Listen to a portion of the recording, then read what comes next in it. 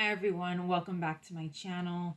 So today as you can see, I'm not like done up or anything. I had something on my mind that I wanted to talk about before it, kind of before it passed. You know, when something happens and it's fresh in your mind and the experience is, just happened and you have a lot of thoughts on it and you just need to get it out before you forget your train of thought. So I have been asked in the past to talk about dating and sex and things like that, specifically pertaining to chronic illness and disability. And I've sort of shied away from that because I don't have a lot of experience in that area.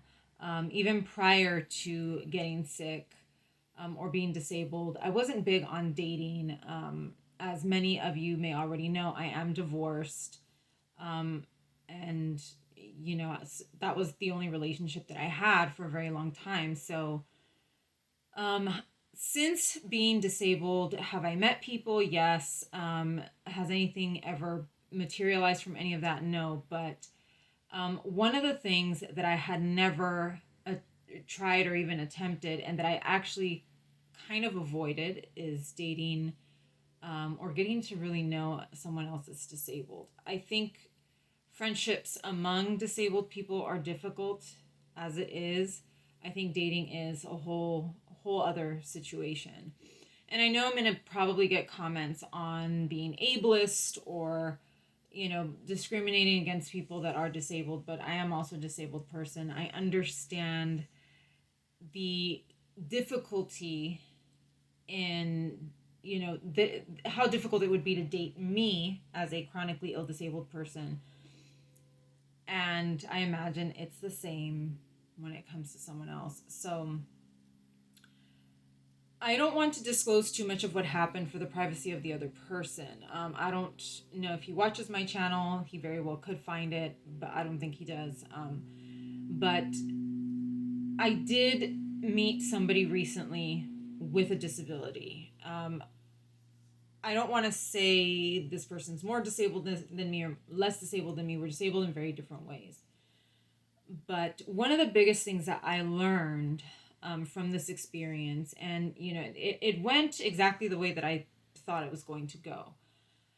I went against my better judgment and met this person, and the difficulty of being disabled is the amount of care that I need from other people and also to give myself. And I knew that it's the same with any other disabled person. But my biggest discovery is the fact that there are some disabled people that don't give themselves the care that they need, or don't employ those to give them care. They don't get it from, they're just not doing it. So that puts the burden on the person that you're dating right off the bat. And I don't want to say that I'm this just so super empathetic, caring individual. I know that I fall short of that quite a bit. But I did have concerns right away that this individual was not caring for himself properly, or was not getting the level of care that he needed. Yes, there are a lot of variables that go into that, how much money a person has, how much time a person has, and all of that.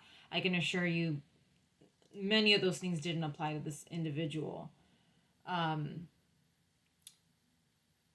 I felt that burden immediately. I felt it, as soon as we had a good conversation. We had a lot of things in common, but I mean, I felt the burden right away. I was like, this person needs more care than even what they realized, because I really don't think that this person realized that he was possibly in worse shape than he was, or that he needed more care. And a lot of us, we are all in different places of our disability journey. I know at the beginning of mine, I was like, I don't need this much care. I don't need help. I can still work. I can still do this. I can still do that. And eventually came to the realization that I couldn't work, and then I had to make sacrifices in certain areas because my health was failing. some people can be disabled since birth and still not realize that decades later. Like I said, we are all on different stages of acceptance, and that's just kind of how it is, I guess. But that was, I had already suspected this going in, and which this is one of the reasons why I avoided dating other disabled people or even getting into it with another disabled person, because we do need care, and sometimes extensive care. And then you put those two people together, it's double the care, right? It's not like, oh, I can take care of him and he can take care of me. It's no, we need double the care now, sometimes from outside sources. And it's not just physical care, right? It's not just, cleaning the person up or anything like that. It's also mental and emotional care. And a lot of times some people just neglect that. I think that's probably the number one most neglected thing for anybody, even non-disabled people. We neglect our mental health because we just don't want to deal with it, or because we just don't feel like it's important, or we prioritize our physical needs before that. But there was just so much. There was just a lot. It was overwhelming, and the hard part was having to face that and having to be honest, because I felt in this case I had to be honest and I had to say, listen, this is not going to work out. That was really hard for me to do. I easily could have just blocked the person or stopped replying to their messages, but this person was incredibly vulnerable. That was the other thing too, is that I was dealing with someone who was just so vulnerable and already had just a ton of hangups. And that's another thing too, by the way. If you have not dealt with your disability, for example, the insecurities that come with being disabled, especially if you have a visible disability, I know that a lot of that is, will this person find me physically attractive? Will this person, judge me for the way that I look? If you have a lot of those hangups, you got to take care of that before you start dating. I know I have some of those too, and I, quote unquote, don't look sick. I still have a lot of that. And if you haven't dealt with it, it's going to destroy. I mean, I can't, I am starting to see a lot of these things in myself as well. So it was not only just me looking at this person and going, you're not ready for this, but also looking at myself and asking, am I ready for this? Is there a lot of those characteristics in myself? And yeah, there are. And it was a very eye-opening experience, but also very difficult and very painful, because I had to be honest and say, look, I mean, I was honest to a point.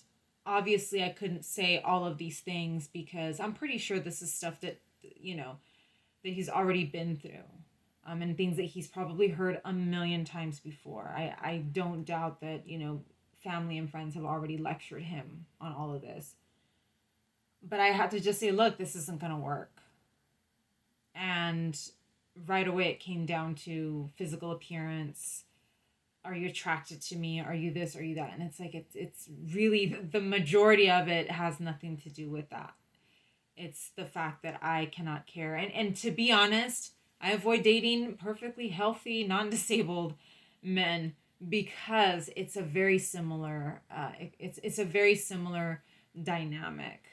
I do believe that men have the expectation that they're going to be taken care of. If they start dating a woman, or if they start living with a woman, it becomes, well, she's going to do some of the cooking and cleaning here, and and she's going to be taking care of my emotional needs and my physical needs and all of that. I do think, as in general, women tend to take on the majority of the burden of relationships, as opposed to men. I mean, a lot of people have their different opinions, but in my experience, that's the way. In my experience, and from what I've seen from married people in my family and all of that. Women do take on a disproportionate amount of the burden, and they just do. Many don't even complain about it. They just do. It's just expected. And, when you're with a disabled person, it's even, not even twice as much. It's just so much more. And as another disabled person, I just could not take on the burden of all of that. I could see it. I could see it there. And a lot of times I think people will say, well, you don't have to take on that burden, right? Nobody's obligating you to take on that burden. Nobody is, you're not being forced to pick up after him or clean up his messes or whatever. Just ignore that or just don't do it. And it's, I think when you're with somebody, like in a relationship, part of the reason you're with that person is because you care about that person. So it's very difficult to separate, kind of separate out those things.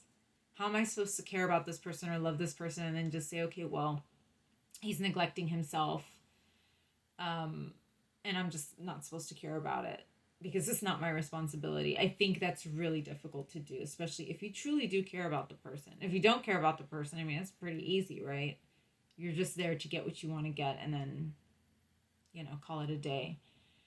But for me, I had a hard time just seeing the state that the person was in and thinking, if this person doesn't get the care that they need, I'm going to feel compelled to provide it, even though I physically can't meet this person's needs. So the important lessons that I took away from this is that I need to make sure that my needs are being met and my care is established prior to engaging with someone else or even considering a relationship with someone else. That way the burden doesn't fall on them. Or, talk to the person and let the person know, and also be honest, because there's a little part of me, and again, I am not calling this person a liar. I honestly feel that this person is underestimating the extent of their disability. You need to be honest about how disabled you are and how sick you are.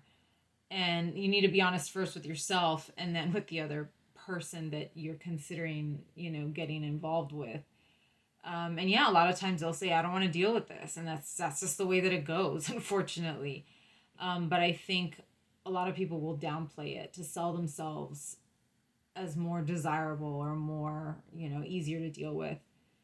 And I refuse to do that. Sometimes I will not exaggerate, but I will be a little bit more, I've said it before, I'm not easy to date. I will say that. I'll say I'm just not an easy person to date. So, that's just, it comes with the territory. And, I did get a vibe that when I finally met this person, I was like, I don't think this person disclosed 100% of how disabled they were. And again, there will be more surprises down the road as well, because we did discuss some things and he reassured me everything was fine. And I thought to myself, no, everything's not fine. Like, this person is not, they're either being dishonest or they haven't accepted where they're at in their disability. So you're going to be in for more surprises in the long run if the person is being dishonest or if you're not being, fully disclosing your disability. And again, I'll reiterate the whole I don't want to use the term self-love. I think it's kind of annoying, but self-acceptance, I guess, with your physical appearance, with your limitations. If you can't accept it, nobody else is going to accept it either. Be honest about it, but also make sure that you've accepted it so that the other person will be more likely to accept it. I think that's kind of probably one of the drawbacks for me, is that I don't know if I have been fully compassionate with myself when it comes to my medical issues. I have neglected myself in certain areas. And, it may be very, very small things. For example, I had an issue with one of my toes. And I just let it go and let it go and let it go. And finally, I was like, okay, I can't let it go anymore. That's a reflection of how much you care for yourself and how much respect you have for yourself, even something that small. Are you waking up and, this is kind of gross. Are you waking up every day and changing your underwear?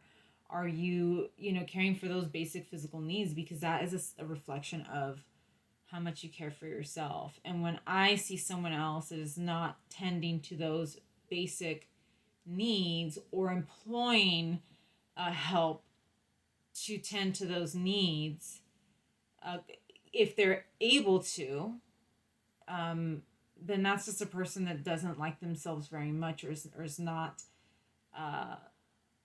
doesn't care for themselves. And if you don't care for yourself, someone else is not going to either.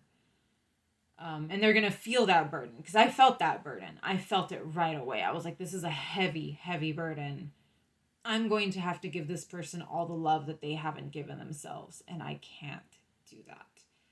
That's on the emotional side. The physical side was a whole other situation. But those are my thoughts. I just had to come on here and do this video quickly because it's just, this just recently happened, and, it opened my eyes a lot to my own self. Because I had never spoken to or kind of considered another disabled person in a romantic sense. And this was kind of a very, a first time experience that I had avoided for exactly the reasons that I had just mentioned. I mean, it went the way that I've expected. It just was not a great experience. And it was heartbreaking, and it was really hard to get through. I'm still dealing with it. But if you guys have also had similar experiences, let me know down in the comments. It was hard. It was really sad. And also to be on the rejecting end, being the rejector, so to speak, was just on top of all the other burdens, was just awful. So that's what I've got for you guys today. I will have, there I think should be videos uploading, or that have uploaded. So, yeah, please stay tuned for all of that, and I will see you guys again soon. Take care.